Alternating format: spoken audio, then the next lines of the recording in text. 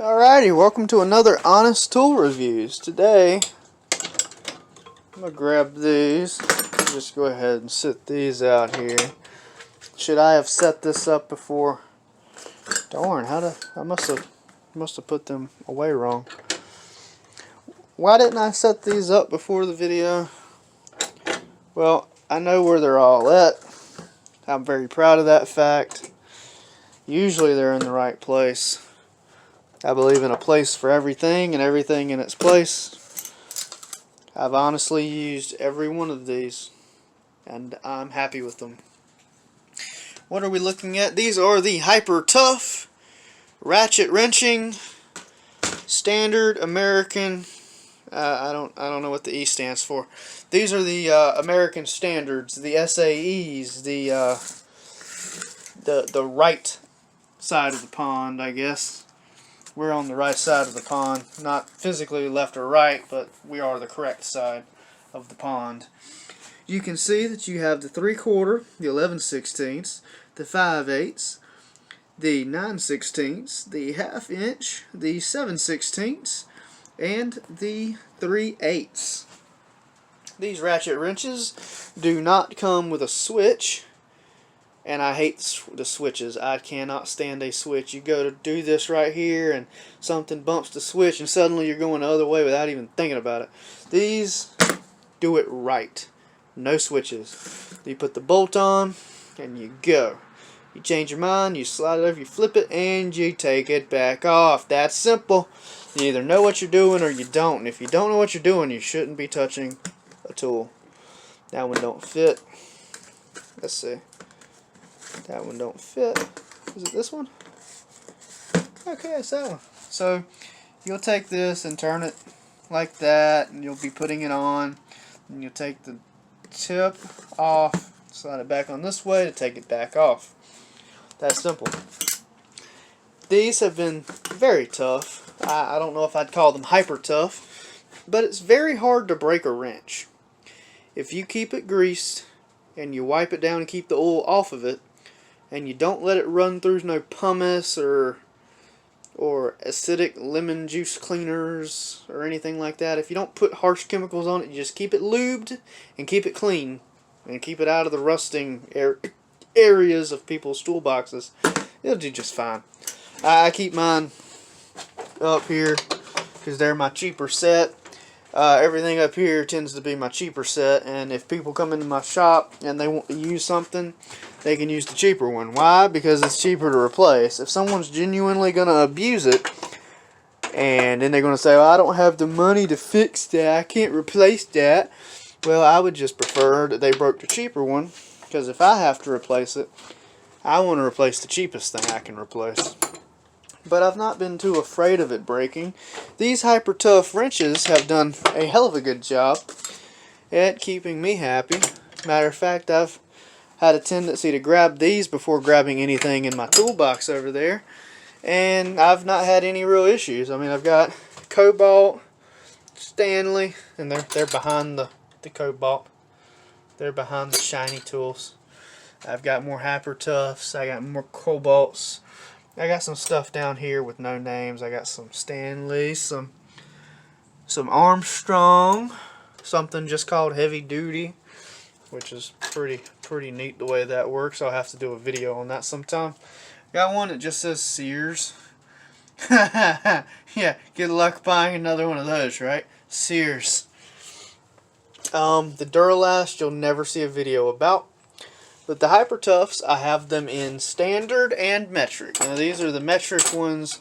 You only get about 6 of those, whereas the other ones I've got 2, 4, 6. I got 7 of those in the kit. There is no number 18 that's missing. I just need to buy one. It didn't come with an 18. I don't believe it came with an 18. I don't remember ever using an 18. As a matter of fact, they go 10, 11, 12, 13, 14, 15. The numbers behind here are wrong. That's from where I've moved these sets down and put the ratchet wrenches up here. I have a tendency to use more of the metric ratchet wrenches, and I have a tendency to use more of the standard non-ratcheting wrenches.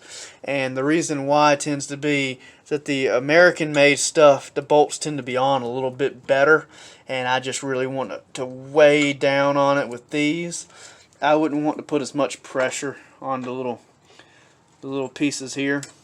I'm sure they can break, but that's why I work smart with my tools. What is that? Is that a 16th? Well, who put that there? Huh. Okay, well it did come with 7 pieces then, just like the bottom. Why do I not remember that? Huh. Maybe I can't give as honest a review then. I've used quite a number of these. I'm pretty sure I've used all of these. And I'm pretty sure I've used many of these. This one clearly got used because it got moved to the wrong spot down here. But I would be less likely to put this end on something and really wrench down with it as I would a solid state wrench. And I would just do that because I have the different wrenches. Why break one? Why break one? Why go through the trouble of taking the dare and breaking it if you don't have to? If it does break, you might bust a knuckle, you might bust your head. You know, the whole thing about pulling instead of pushing. Well, when you're pulling, it's still coming at you. If you push, and you push open-handed, then you're still kind of punching towards something with your palm. Your fingers are flying around like that and might hit something. It's safer to just, you know what you're doing and use something you can truly trust. And I mean truly trust. I have seen some of these ratchet wrenches that people have used at work, and they stop ratcheting. They just start doing like this. Now I'm holding it so it won't move, but like, you get the idea. You could shake it all damn day long and it would not adjust or ratchet none. And then I have seen others that they would just spin, and it didn't matter what direction you were going. It's like it was in neutral. And there is no neutral. There's either a left or a right. And usually these only go one direction. You flip the whole thing to change the direction.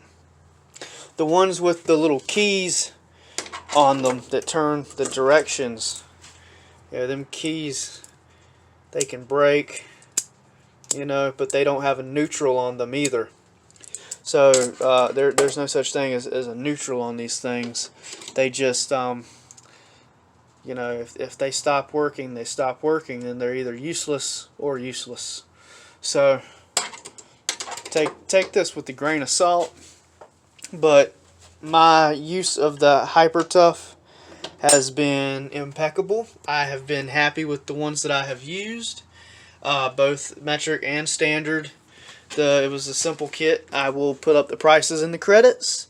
If I have to give the wrench anything out of 5, I'm going to say 5 out of 5 because of personal preference. It doesn't have these little switches right here, and that's just the way I like it. I don't like the switches. It doesn't have any extremely embellished angles. It doesn't have anything like that on there. It's not extremely angled. It's a rather flat wrench. It's pretty basic. You put it on there and you turn it. And that's personally what I prefer. And then the fact that you get pretty much every size that you need, more than I was aware that I had or that I remember having. I'm very happy with what I've gotten, and I'm very happy with the use that I've gotten out of them.